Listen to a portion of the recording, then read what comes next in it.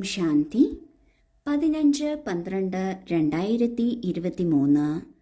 ഇന്നത്തെ മുരളിയുടെ main points. മധുരമായ കുട്ടികളെ, ഇത് ഉണ്ടാക്കപ്പെട്ടിട്ടുള്ള അനാദിയായ ഡ്രാമയാണ്. ഈ ഡ്രാമയിൽ ഓരോ അഭിനേതാവിൻ്റെയും പ്രവൃത്തി ഫിക്സ് ആണ്. മോക്ഷം ആർക്കും ലഭിക്കാൻ സാധ്യമല്ല. ഏതുപോലെ ഒരു കാറിൽ ആക്സിലറേറ്റർ ഉണ്ട്, ബ്രേക്കുമുണ്ട്. ആക്സിലറേറ്ററിൽ കാല് വയ്ക്കുന്നതിലൂടെ വണ്ടി കുതിച്ചു പായുന്നു. എന്നാൽ ബ്രേക്കിൽ കാല് വയ്ക്കുന്നതിലൂടെ വണ്ടി നിൽക്കുന്നു. രണ്ടും വ്യത്യസ്തമായ കാര്യമാണ്. എന്നാൽ വണ്ടി ഓടിക്കുന്നതിൽ രണ്ടും ആവശ്യമാണ്. അതുപോലെ ഡ്രാമ എന്ന കാര്യത്തിൽ രണ്ട് വ്യത്യസ്തമായ കാര്യങ്ങൾ അടങ്ങിയിട്ടുണ്ട്. ആദ്യത്തേതാണ്, ഈ നാടകത്തിൽ നമ്മൾ അഭിനേതാക്കളാണ്. എന്നാൽ ഞാൻ എന്താണ് ചെയ്യുന്നത്, എന്താണ് ചെയ്യേണ്ടത്, എന്താണ് തിരഞ്ഞെടുക്കേണ്ടത് എന്നത് എൻ്റെ സ്വന്തം ചോയ്സാണ്. ഏത് തരത്തിലുള്ള പെരുമാറ്റമാണ്, ഏത് തരത്തിലുള്ള സങ്കല്പമാണ്, അഭിപ്രായമാണ്, മനോഭാവമാണ് ഞാൻ നൽകേണ്ടത് എന്നത് എൻ്റെ സ്വന്തം ചോയ്സാണ്. അതിൻ്റെ അധികാരി ഞാൻ തന്നെയാണ് എന്നതാണ് ആദ്യത്തെ പോയിന്റ്. എന്നാൽ രണ്ടാമത്തെ പോയിന്റ് എന്നുള്ളത് ഈ കാര്യത്തിൽ നിന്ന് അല്പം വ്യത്യസ്തമാണ്. എന്താണെന്നാൽ ഈ നാടകത്തിൽ ഓരോ ആത്മാക്കളും എന്ത് പാർട്ട്, എന്ത് കർമ്മം എപ്പോൾ പ്രവർത്തിക്കണം എന്നത് ഓൾറെഡി ഉണ്ടാക്കപ്പെട്ടിട്ടുള്ളതാണ്, നിശ്ചയിക്കപ്പെട്ടിട്ടുള്ളതാണ്. ഈ രണ്ട് കാര്യങ്ങളും വ്യത്യസ്തമായ കാര്യങ്ങളാണ്. എന്നാൽ രണ്ട് കാര്യങ്ങളും നമ്മൾക്ക് ഈ നാടകം നന്നായി അഭിനയിക്കുന്നതിന് തീർച്ചയായും വേണം. ഇന്ന് ബാബ ഊന്നൽ കൊടുക്കുന്നത് ഇത് ഉണ്ടാക്കപ്പെട്ടിട്ടുള്ള നാടകമാണ്, ഇത് അനാദിയായ നാടകമാണ്. ഈ നാടകത്തിൽ ഓരോ അഭിനേതാവിനും അവരവരുടെ പ്രവൃത്തി ഫിക്സ് ആയിട്ടുണ്ട് എന്ന പോയിന്റാണ്. എപ്പോഴാണോ നമ്മളുടെ കഴിഞ്ഞ കാലത്തെക്കുറിച്ച് ചിന്തിക്കുന്നത് അല്ലെങ്കിൽ മറ്റുള്ളവരെക്കുറിച്ച് ചിന്തിക്കുന്നത്, അപ്പോഴാണ് ഈ പോയിന്റ് നാം എടുക്കുന്നത്. ഈ നാടകത്തിൽ എല്ലാവരുടെ പ്രവൃത്തിയും ഫിക്സാണ് എന്നത്. ഇതിനോടൊപ്പം ബാബ ഓർമ്മിപ്പിക്കുന്നു, മോക്ഷം എന്നത്, അതായത് ഈ നാടകത്തിലേക്ക് വരികയേ ഇല്ല എന്ന സ്ഥിതി ആർക്കും ലഭിക്കുന്നില്ല. ചോദ്യം: ശിവബാബ അശരീരിയാണ്. അങ്ങനെയുള്ള ബാബ ശരീരത്തിലേക്ക് എന്തിനാണ് വരുന്നത്? ഏത് കാര്യമാണ് ചെയ്യുന്നത്, ഏതാണ് ചെയ്യാത്തത്? ഉത്തരം: ബാബ പറയുന്നു, കുട്ടികളെ, ഞാൻ ഈ ശരീരത്തിൽ നിങ്ങൾക്ക് മുരളി കേൾപ്പിക്കാൻ വേണ്ടി മാത്രമാണ് വരുന്നത്.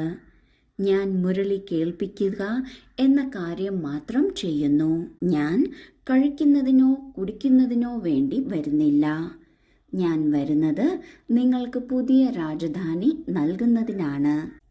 ജനന മരണരഹിതനായ ബാബ ഈ ലോകത്തിൽ ഈ പതിത ശരീരത്തിൽ പ്രവേശിക്കുന്നത് എന്തിനാണ്? ബാബ ഓർമ്മിപ്പിക്കുകയാണ്, മുരളി കേൾപ്പിക്കാൻ വേണ്ടി മാത്രമാണ്. മുരളിയിൽ എല്ലാ രസവും അടങ്ങിയിരിക്കുന്നു, എല്ലാ സുഖവും അടങ്ങിയിരിക്കുന്നു. ഈ മുരളിയിലൂടെയാണ് നമ്മൾ ഓരോരുത്തരെയും ബാബ പരിപാലിക്കുന്നത്. എന്നാൽ ബാബ ഈ ശരീരത്തിലൂടെ കർമ്മേന്ദ്രിയങ്ങളിലൂടെ പ്രത്യേകിച്ചൊരു സുഖവും എടുക്കുന്നില്ല.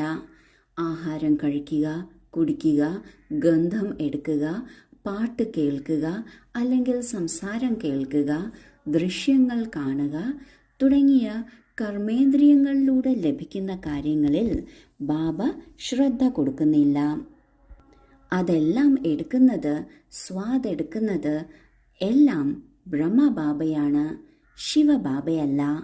ബാബ വരുന്നത് നമ്മൾ കുട്ടികളെ പുതിയ രാജധാനിയിലേക്ക് കൊണ്ടുപോകുന്നതിന് യോഗ്യരാക്കുന്നതിനാണ്. അതുതന്നെയാണ് ബാബ ചെയ്യുന്നതും. ഗീതം: ആകാശസിംഹാസനം വിട്ട് ഈ ഭൂമിയിലേക്ക് വരൂ. ധാരണയ്ക്കുള്ള മുഖ്യസാരം: 1. ജ്ഞാനം നല്ല രീതിയിൽ ധാരണ ചെയ്ത് പവിത്രതയുടെ വ്രതത്തെ സ്വന്തമാക്കണം. അന്തിമകാലമാണ്.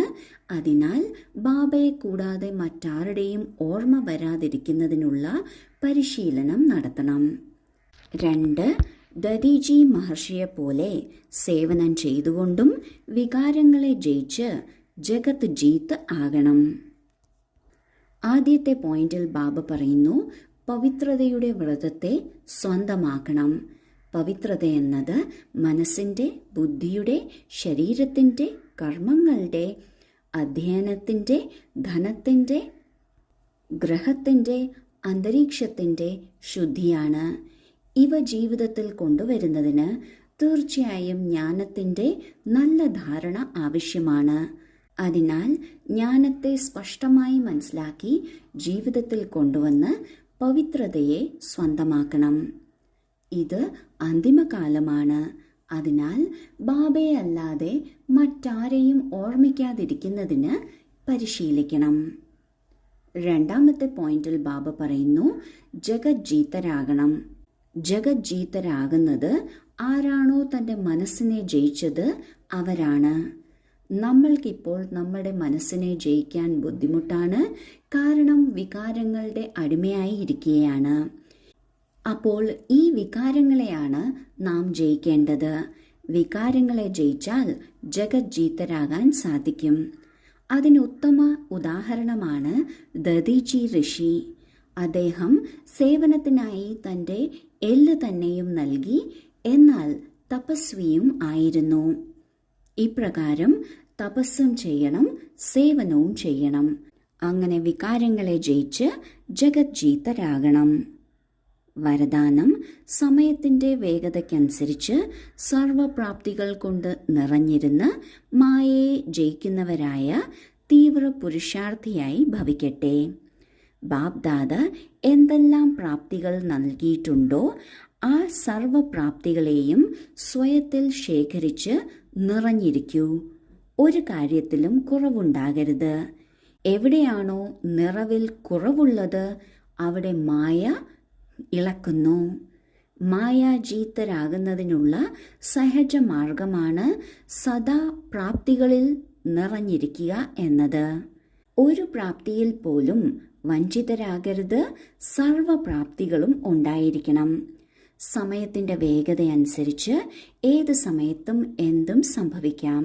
ഇതിനാൽ തീവ്ര പുരുഷാർത്ഥിയായി ഇപ്പോൾ മുതൽ നിറഞ്ഞിരിക്കുന്നവരാകൂ.